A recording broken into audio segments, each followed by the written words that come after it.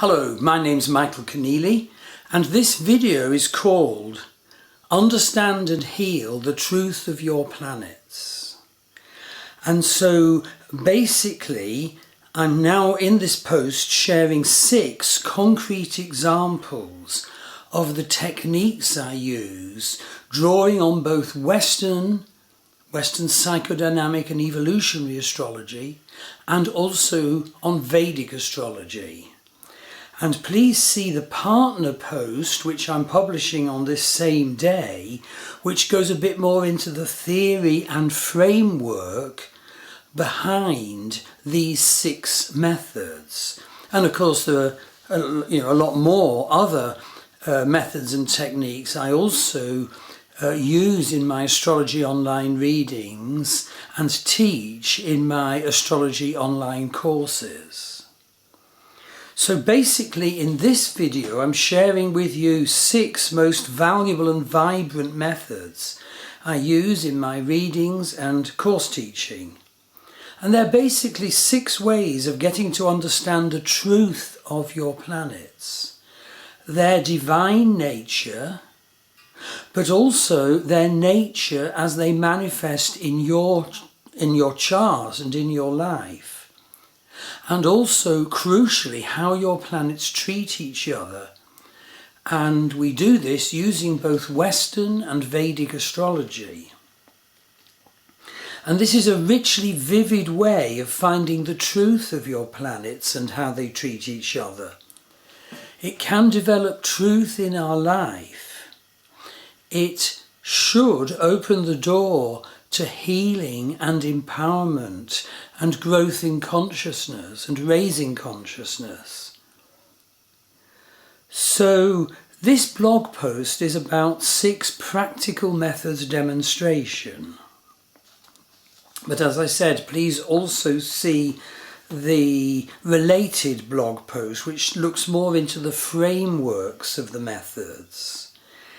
And this partner blog discusses such issues as the truth that actually each planet is a face of the divine. But we ourselves don't necessarily realize that because we experience each planet through filters.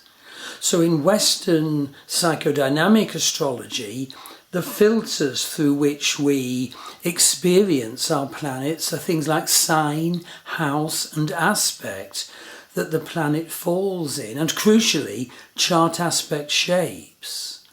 And in Vedic astrology the same is true, but the repertoire of techniques is infinitely vaster. So certainly sign, house, aspects, lordships, planetary strength, Varga charts, which dasha you're in, many, of course the wonderful nakshatras, many additional techniques. But we're focusing on 6 here in this video. But it's important to say that each planet is a face of the divine.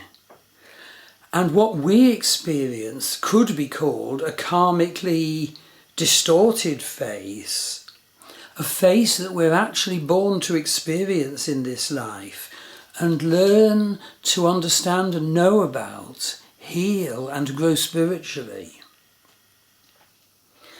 And key methods underlying these 6 examples are psychosynthesis work from Western psychodynamic astrology and Rashi Avashta's statement from Vedic astrology.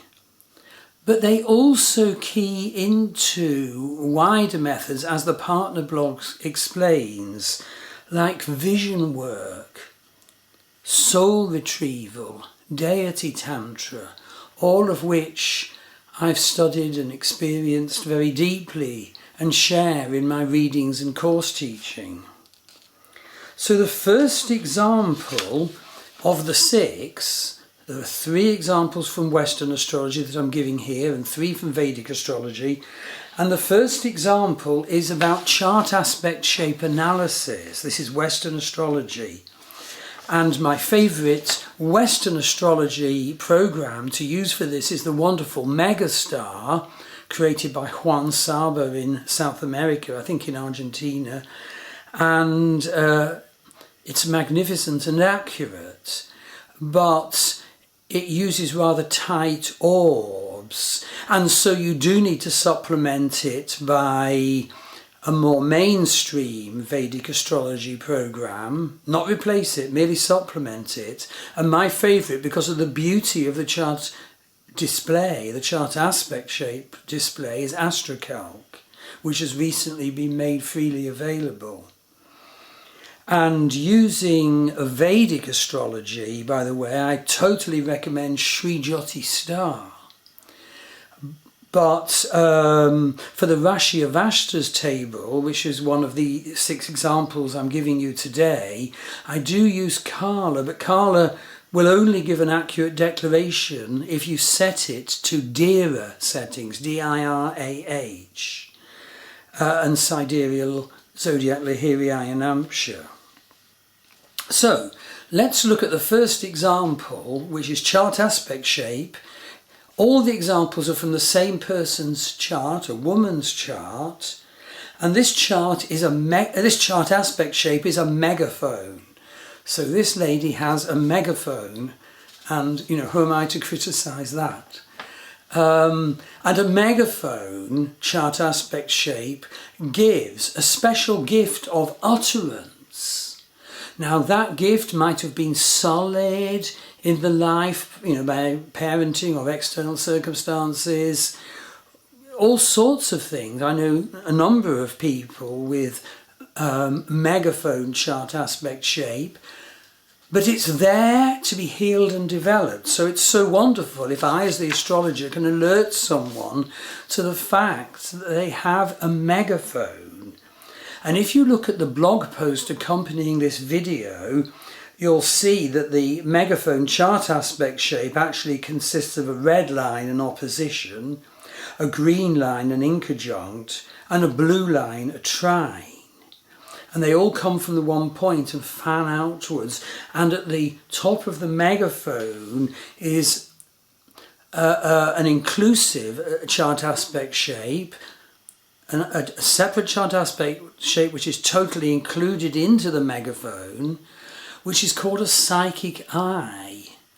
And so often these people need to be told they have a gift not only for utterance, but for psychically inspired utterance, psychically driven utterance.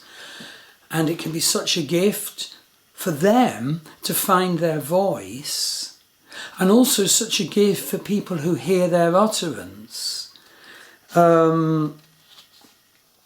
So look at the chart and a little bit of chart analysis in the accompanying blog post. And there's very rich planetary interactions there, so valuable to share this perception with the clients. And it can indeed, importantly, lead to an increase in positive use of their megaphone power and a decrease in negative use of the megaphone power, because megaphones can be sort of upsettingly loud, but who am I to say that? Okay, so and of course the key bit is to find your voice. So the second example, and it's the same chart, the same lady, is a cut-off sub-personality. So if you look at the chart in the accompanying blog, you'll see that this lady's sun does not connect with any other planet. It is an unexpected sub-personality. It's so crucial to know if you have an unexpected sub-personality. I have two. It's a big issue about how to handle them because they're not integrated into the rest of your chart. So it's sometimes in our life we might forget it's there. We might not be able to utilize it. At other times in our life, when the unaspected subpersonality planet or planets are activated by progression or transit, including the two magnificent predictive age points in psychodynamic astrology that Megastar program shows, very accurate, absolutely. when the unaspected planet or planets are activated by predictive indicators, then those planets can actually sort of take over and we can forget the rest of us because the unexpected planet isn't integrated in the rest of the chart. We can have magnificent openings and understandings, and then when the predictive indicator fades away, if we're not careful, if we don't know about this, appallingly we can lose what we experienced, what we perceived, what we knew, and then live for several more years, forgetting it completely until the next activation. So there's a real need in psychosynthesis to identify your unaspected sub-personalities and then remember your perception, manage your psychology and your life in a way that preserves linking in the unaspected planets to the rest of your life. This is, such worthwhile stuff. So, I think that's all I want to say about Western example 2, a cut-off sub-personality. And, look at the analysis of what it means for this lady to have an unaspected son, the father issues it creates, but also the issues of personal success and management in life, because Sun is our divine charioteer who drives the chariot of self. He holds in his hands reins that go to the horses that pull the chariot of self, and those horses are the planets. Well, what does it mean if half the time in your life you lose touch with the charioteer? What happens to the chariot? Do the horses pull it according to good strategy and in cooperative managed way, if you get the analogy? Right, now the next thing you see in this lady's chart is a cradle chart aspect shape, and that's clearly shown in the associated blog. And so basically, if you have a cradle chart aspect shape, it means you want to find a cradle in this life, to cradle up, to cocoon. Now, if your cradle is at the bottom of your chart and upright, it will indeed hold you. But it's unreality. Life is not cocooning in a cradle. And of course, if, like this person, the chart is higher up, the cradle is higher up in the chart, then every time you try and find your cradle, you're tipped out. And so it's so good to hear the astrologers say you have a cradle in your chart aspect shapes, and to discuss what this means and to discuss how you handle your life so that you create your cradling security not in a false cradle but in spiritual knowledge, healed knowledge of yourself, a raising of consciousness. So again, read the blog for more on example 3, the cradle. And of course, when it comes to ways of healing, look at my wife Maggie Pashley's website, her modalities pages. Over the years of being a healer, she's learned so many exceptional healing modalities of great range, some of them very simple and physical, others deeply metaphysical and energetic. And these you can utilize to heal what the perception is offered by your astrology reading or your astrology course. I myself have a background as a shamanic healer, and a relevant method in shamanic healing is, of course, soul retrieval, where in a shamanic journey you are taken back to the time in your life when part of you was split off, when something terrible happened and you couldn't cope with it, so part of you was split off and you're disempowered, you don't know that's part there. It might actually be making you do things. And you think, well, why am I drawn and driven to do this, this and this?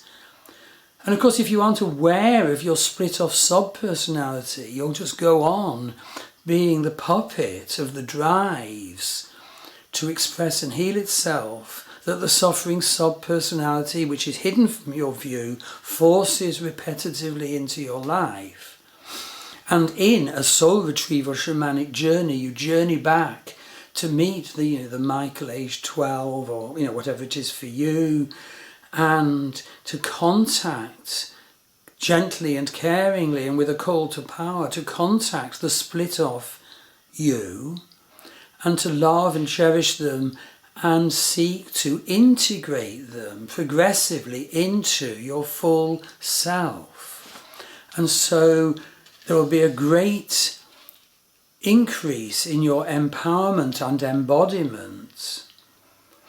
A similar technique is one that we do, a journey to the abyss. So, basically in life we're often weighed down and blocked off from the light of God and from the light of the divine because of all the wounds, hurts, secrets and guilts we carry.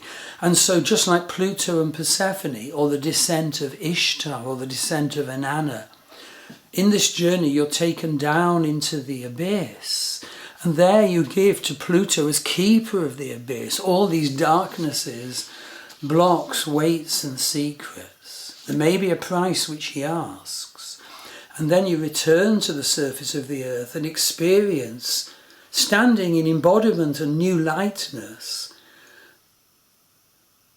the reception of the divine light through Kether, the crown chakra, meeting Pluto in his face as Kether, the crown chakra, the divine light, death and rebirth.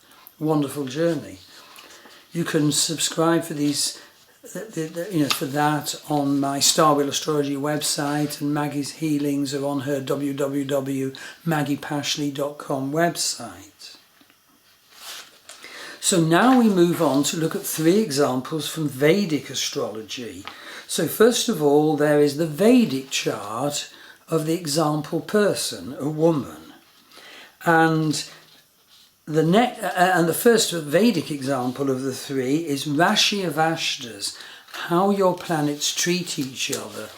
And I always refer to this table in my readings and in the teaching of my astrology courses. So look at the table and see what Saturn does to the Sun. So the Sun's raw strength is given by the black figure in the table of 324.7 strength points, looking down the Sun column. But if you look how Saturn affects the Sun, so look across the row from Saturn and see where it connects with the Sun column, you see that under the influence of Saturn, the strength of this person's Sun is trashed. So it goes from 324 strength points, the black figure, to minus 4.7 strength points. Devastation of who this person is. And so it's so helpful to have that shared, and then to look at ways of healing and strengthening the Sun in a proper and appropriate and liberating way. And also you can look in the table about what Saturn does to Mars. It knocks Mars down from 440.5 strength points to just 42.1 strength points. What does that mean? Talk through with the clients. I talk through with the clients what patterns in their life stem from Saturn trashing Mars, so that you develop good perception of each planet and they stop fighting each other, and that you can foster their full expression, each of them, in your consciousness, in your life. You develop that psychological perception, you raise your consciousness. And so in the associated blog, read about what is experienced by a person if Saturn trashes their Sun, the negative ways it can make them behave, the healing approaches that can be brought to that. Now, the second example from Vedic astrology is if you have a planet that's very debilitated. Now, in this chart example, as I said, it's a woman's chart, and in this chart example, it's Jupiter that's appallingly debilitated, and Jupiter is the character for husband in a woman, indicator for husband in a woman's chart. And of course, these dignities and rulerships only work if you use the correct sidereal zodiac for Vedic astrology with the Lahiri Ayanamsha. Otherwise you get planets shown in the wrong sign with the wrong rulership and incorrect invalid strength statements, incorrect invalid dignity statements, and so much more incorrect. Vedic astrology, this example shows how Vedic astrology must be used with the sidereal zodiac and Lahiri Ayanamsha. Vedic astrology uses the sidereal zodiac, which is anchored to the stars and is a statement of your incarnational life purpose and your destiny, and that everything that collects around that at birth and in your life. Western astrology is based on the position of the sun on the first day of spring, the vernal equinox, which moves against the background of the stars. And because it's based on the sun, it's like our egoic psychological self that Western astrology declares. And I'm doing an associated blog on this day too. Look out for that, on which zodiac do I use for which. What zodiac must I use for Western astrology? What zodiac must I use for Vedic astrology? And it's crucially necessary actually to combine the two. That's what I do in my readings, and that's what I offer you in my courses if you want that. You know, we are psychological beings. We need to perceive and grow through our psychology.